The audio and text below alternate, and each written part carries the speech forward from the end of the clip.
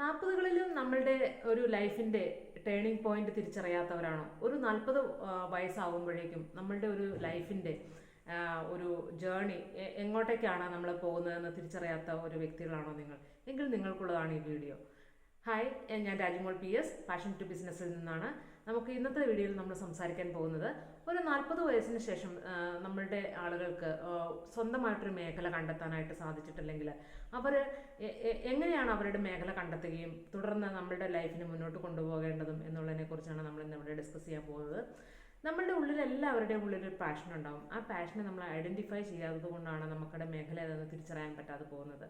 So നമ്മൾ ഓരോരുത്തരും നമ്മുടെ മേഖല തീർച്ചയായിട്ടും തിരിച്ചറിയേണ്ടതുണ്ട്. നമുക്ക് ഏതാണോ കൂടുതൽ കാര്യങ്ങൾ ചെയ്യാനായിട്ട് ഇഷ്ടമുള്ളത്, നമുക്ക് അതുകൊണ്ട് ഒരു വരുമാനം കണ്ടെത്താൻ പറ്റുന്ന ഒരു മേഖലയാണോ അത് എന്ന് തിരിച്ചറിയുകയും അതിനൊത്തേക്ക് നമ്മൾ നിരന്തരമായിട്ട് ഓരോ സ്റ്റെപ്പ് ബൈ സ്റ്റെപ്പായിട്ട് പ്രവർത്തിക്കുകയും ചെയ്യുമ്പോൾ നമുക്ക് തീർച്ചയായിട്ടും നമ്മുടെ ഒരു ലൈഫിൽ ആ ഒരു മേഖല കണ്ടെത്താനായിട്ട് സാധിക്കും. ഇനിയും കണ്ടെത്തിയിട്ടില്ലാത്ത ആളുകളാണെങ്കിൽ അത് തീർച്ചയായിട്ടും നമ്മൾ കുറച്ചു നേരം ഒരു ദിവസമെങ്കിലും നമ്മളിലേക്ക് തന്നെ ഒന്ന് ഫോക്കസ് ചെയ്തുകൊണ്ട് എന്താണ് എൻ്റെ മേഖല, ഞാൻ എവിടെയാണ് എൻ്റെ എനർജി ചിലവാക്കേണ്ടത് എന്നുള്ളതിനെക്കുറിച്ച് കൃത്യമായിട്ട് നമ്മൾ മനസ്സിലാക്കി അതിലേക്ക് പ്രവർത്തിച്ചില്ലെങ്കിൽ ഇനിയുള്ള ജീവിതത്തിൽ നമുക്ക് മുന്നോട്ട് പോകുമ്പോൾ അത് ജീവിതത്തിൽ ഒരു അർത്ഥമില്ലാത്ത ആയിത്തീരും.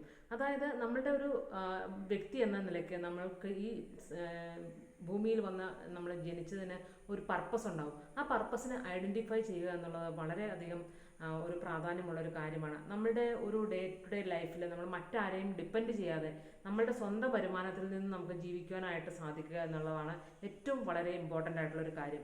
സോ ഞാൻ പല വിമൻസും പറയുന്നത് കേട്ടിട്ടുണ്ട്, ഇന്ന് ഹസ്ബൻഡിൻ്റെ പോക്കറ്റിൽ നിന്ന് കൈയിട്ട് വരാൻ പറ്റിയില്ല, അല്ലെങ്കിൽ പോക്കറ്റ് അടിക്കാൻ പറ്റിയില്ല, ഗൂഗിൾ പേ ആയതുകൊണ്ട് എനിക്ക് പോക്കറ്റ് അടിക്കാൻ പറ്റുന്നില്ല എന്നൊക്കെ.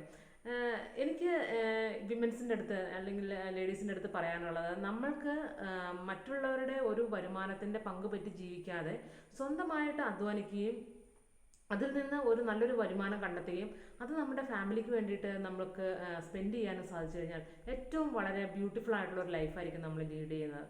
സോ നമ്മൾക്ക് നിസ്സാരമായിട്ടുള്ള എന്തും, നമുക്ക് തള്ളിക്കളയുന്ന എന്തും നമുക്ക് ഒരു ബിസിനസ്സാക്കി കൺവേർട്ട് ചെയ്തെടുക്കാവുന്നതാണ്.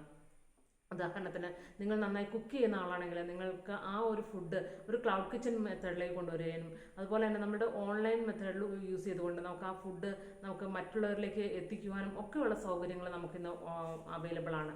സോ നമ്മൾ മാക്സിമം നമ്മളുടെ ഈ ഓപ്പർച്യൂണിറ്റീസ് എല്ലാം മുതലെടുത്തുകൊണ്ട് നമ്മൾ അതിനകത്ത് കൂടുതൽ എക്സ്പ്ലോർ ചെയ്ത് നമ്മുടെ വരുമാനം ഇൻക്രീസ് ചെയ്യാനായിട്ട് ശ്രമിക്കുക. ഏത് നമുക്ക് വരുമാനമാക്കിയെടുക്കാം. ഇപ്പോൾ നിങ്ങളൊരു ചെടി വിൽക്കുന്ന ഒരാളാണെങ്കിൽ പോലും നമുക്ക് ആ ചെടികൾ വിറ്റുകൊണ്ട് നമുക്ക് വരുമാനം കണ്ടെത്താനായിട്ട് സാധിക്കും. നമുക്ക് നിങ്ങൾക്കറിയാം, ഒരു ചെറിയൊരു പ്ലാന്റ് നമ്മൾ പിടിപ്പിച്ചു കഴിഞ്ഞിട്ടുണ്ടെങ്കിൽ അതിനൊരു 40 രൂപ 50 രൂപ ആ റേഞ്ചിലായിരിക്കും നമുക്ക് ചെറിയൊരു ചെടിയാണെങ്കിൽ പോലും നമുക്ക് കിട്ടുന്നത്. സോ നമ്മളങ്ങനെ പല പ്രാവശ്യം നമ്മളത് വിറ്റ് കഴിയുമ്പോഴത്തേക്കും നമ്മുടെ പൈസ നമ്മൾ അറിയാതെ തന്നെ ഇൻക്രീസ് ആവും. ഞാനിപ്പോൾ ചെയ്തുകൊണ്ടിരിക്കുന്ന മേഖല എന്ന് പറയുന്നത് വസ്ത്ര വ്യാപാര മേഖലയിലാണ്. സോ വസ്ത്രങ്ങൾ നിർമ്മിക്കാൻ നമ്മളെ കൊണ്ട് കഴിയുന്ന തരത്തിൽ നമുക്കൊരു വസ്ത്രം നിർമ്മിക്കാനായി കഴിഞ്ഞാൽ അത് നമ്മുടെ ഉപയോഗത്തിന് ഉപയോഗിക്കാം, നമ്മുടെ വീട്ടുകാർക്കുടെ ഉപയോഗങ്ങൾക്ക് വേണ്ടിയിട്ട് നമുക്കത് ക്രിയേറ്റ് ചെയ്ത് കൊടുക്കാം, അതുപോലെ തന്നെ നമ്മുടെ നെയ്ബേഴ്സിന് ക്രിയേറ്റ് ചെയ്ത് കൊടുക്കാം, അതുപോലെ തന്നെ നമുക്ക് അത് മറ്റുള്ള ലോകത്തെമ്പാടുമുള്ള ആളുകളിലേക്ക് നമുക്കത് എത്തിക്കാനുള്ള ഫെസിലിറ്റീസ് നമുക്കിന്ന് അവൈലബിൾ ആണ്. സോ നമുക്ക് ഒരു ചെറിയൊരു കഴിവ് എങ്കിലും നമ്മൾ നേടിയെടുക്കാനായിട്ട് ശ്രദ്ധിക്കുക.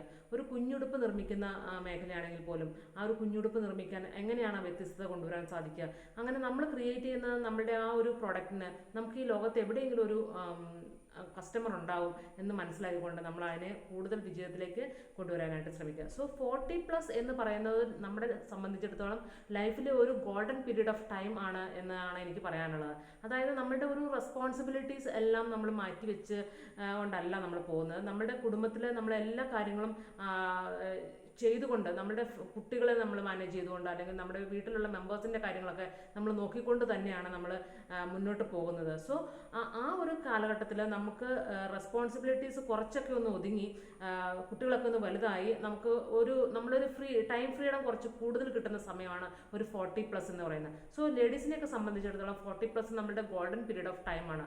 നമുക്കറിയാം, പല വ്യക്തികളും നമ്മളുടെ ഇന്നത്തെ കാലത്ത് ഓൺടർപ്രണർഷിപ്പിലേക്ക് വന്നതും 40+ ആയിട്ടുള്ള ഏജിലാണ് അവർ കൂടുതൽ അവരുടെ ടൈം ഈ ഓൺടർപ്രണർഷിപ്പിനകത്തൊക്കെ വിനിയോഗിച്ചിട്ടുള്ളത്.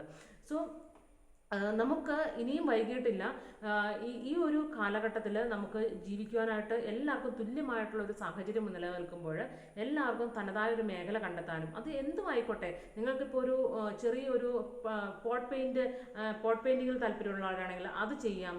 അതുപോലെ തന്നെ പ്ലാന്റ്സ് ക്രിയേറ്റ് ചെയ്യാം, പ്ലാന്റ് ഇത് ചെയ്യുന്നതാണെങ്കിൽ, കൾട്ടിവേറ്റ് ഒക്കെ ചെയ്യാൻ അറിയാമെങ്കിൽ അത് അങ്ങനെ ചെയ്തുകൊണ്ട് നമുക്ക് ബുക്കുകൾ എഴുതുന്ന കണ്ടന്റ് റൈറ്റേഴ്സ് ആണെങ്കിൽ അതും നമുക്കൊരു വരുമാനമാക്കി എടുക്കാം. അങ്ങനെ നിരവധി ഓപ്പർച്യൂണിറ്റീസ് ഉള്ള ഒരു സാഹചര്യത്തിലാണ് നമ്മളിപ്പോൾ ജീവിക്കുന്നത്. സോ ഇനിയും ഒരു മേഖല കണ്ടെത്തുവാനും അതിനകത്തേക്ക് നമ്മൾ മുന്നിട്ടിറങ്ങാനും മടിച്ചു നിൽക്കുന്ന ആളുകളാണ് നിങ്ങളെങ്കിൽ തീർച്ചയായിട്ടും നമുക്ക് ഒരുപാട് ഓപ്പർച്യൂണിറ്റീസ് ആണ് ഉള്ളത്. നമ്മളുടെ ഇന്നത്തെ ഒരു സാഹചര്യം എന്ന് പറയുന്നത് ഓൺലൈൻ മേഖലയിലേക്ക് നമ്മൾ കടന്നു വരികയും അതുപോലെ തന്നെ നിരവധി കസ്റ്റമേഴ്സിനെ നമുക്ക് കണ്ടെത്തുവാനും സാധിക്കുന്ന ഒരു സാഹചര്യത്തിൽ ജീവിക്കുമ്പോൾ എല്ലാവരും ഇതിനൊത്തിട്ട് മുന്നോട്ട് വരിക. എല്ലാവർക്കും വിജയാശംസകൾ നേരുന്നു. Rajimol PS, passion to business.